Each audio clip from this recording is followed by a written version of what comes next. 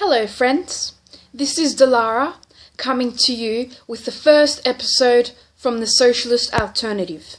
On this channel, I will be uploading left-wing videos about socialism and why capitalism exploits people all around the world. Okay, so I know the video quality isn't that good and my technology skills aren't advanced, but here we go. It's going to be my first video, and here is 10 reasons why capitalism plunders the planet. And please share this video with all your friends and family. I would really appreciate it. Okay. So here is the first reason why capitalism is evil. Okay? Number 1. Capitalism is a cancer taking over our planet. Capitalists make profits from global warming, from destroying our oceans, from pumping ever more chemicals into the atmosphere, and from patenting everything they can, including life itself. Only by getting rid of capitalism can we rescue our environment. So when I say capitalism is a cancer that's taking over our planet, I really do mean it. Take, for example, the BP oil spill in the late 2000s, in about 2010, I think it was, where there was oil spill in the ocean, and it just spread like a virus. That was caused by the capitalist guys, and the shareholders of BP oil, they made millions of dollars from that oil pipeline, and it wasn't a construction for the good. And recently, in more recent times, the Dakota Access Pipeline, they're trying to drill a pipeline that goes under the river in which the Indian people use as a water source. Now, I know for a fact, if that oil pipeline gets constructed, that it will be to the detriment of the Indian people living there. That throughout the years, they've already been suppressed. So why are you spraying oil, not oil, but these like foreign chemicals targeting their hands and face so that they deteriorate? You know why? It's because you don't want them to mass protest. That's the reason why. Because you know that once we mass protest, people get their way. That river is going to be contaminated if that Dakota Access Pipeline gets drilled under the river. That river is a source of water for those Indian people. And look into that further if you wish. Just type in the Dakota Access Pipeline. Okay. I like the wallpaper, by the way. Okay, second reason why. Capitalism is not a friend to democracy, but ultimately its enemy. When pushed, capitalists choose capitalism over democracy. If people use democracy to weaken the power of capitalists, the rich and powerful turn to various forms of fascism in order to keep their privileges. So, when we say capitalism isn't a friend to democracy, what I mean is that the rich are buying elections. In America, for example, I don't care which party you support, Republican or even Democrat, most of the time, generally, what happens is the party with the most money wins the general election.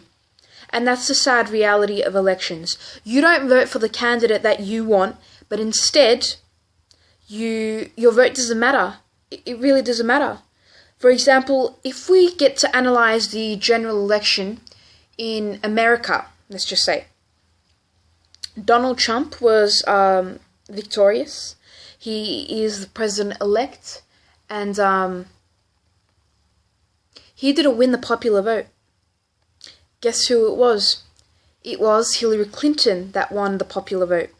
So when I say that, voting doesn't matter, or how capitalism isn't a friend to democracy, what I mean by that is that these elites are buying, essentially, our politicians so that they don't represent their constituents, but rather the special interests.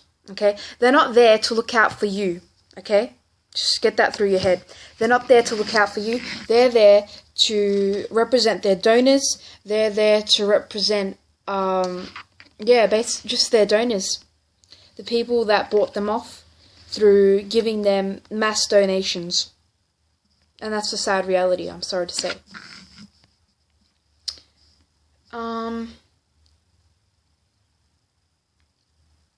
Alright. And I'll give you 1 or 2 more reasons why. Okay. Capitalism requires the largest propaganda system the world has ever known to convince us. It is the only system possible. It turns people into consumers through advertising, marketing, entertainment, and even so-called news. Millions around the world are employed to use their creativity to twist our feelings of love, desire, human solidarity, and fairness into tools of manipulation so that ever more profits can flow into the hands of a tiny minority. Okay, so I'll just clarify and elaborate a bit more on how capitalism requires the largest propaganda system the world has ever known to convince us. Okay.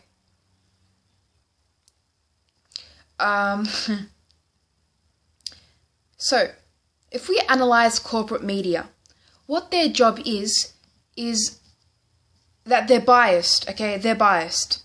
They're biased against the left-wing people, as is the case in the American elections again, of how the corporate... Bernie Sanders, for example. Alright, we'll close on this note, because it's starting to get a bit long. Bernie Sanders, for example, in the US general election, okay, he had very little name recognition.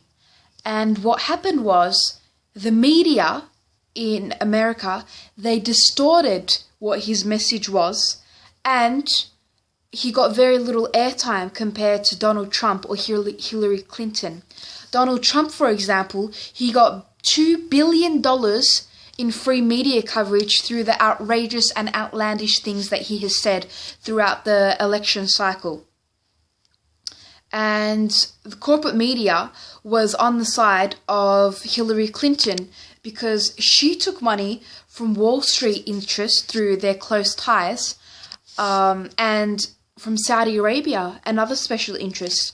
What they did is, Saudi Arabia, because they're the owners of the largest oil reserves on earth, she got money from Saudi Arabia, who was also funding ISIS at the same time.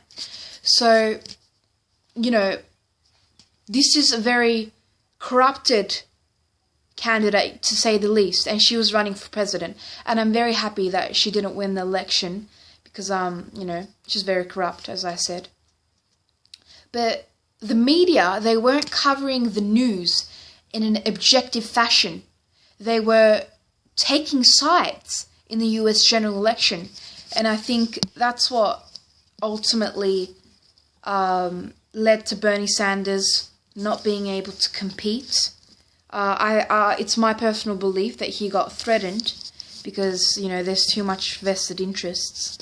And he was running against the powerful by saying that he was going to raise the minimum wage to a living wage. There's a lot of vested interest involved in that. Particularly when he said that he's gonna make college tuition free. That involves taxing the rich, so that's why they didn't find him a favourable candidate, and that's why they took the side of Hillary Clinton, because she's a corporatist. She's a centre-right corporatist that takes money from the special interest. So that's it for today. Okay, I'll be back hopefully next week with another video. Let me know in the comments section below how I can improve myself in my political commentary. And that's it. Thank you for watching once again, and I hope you enjoyed it.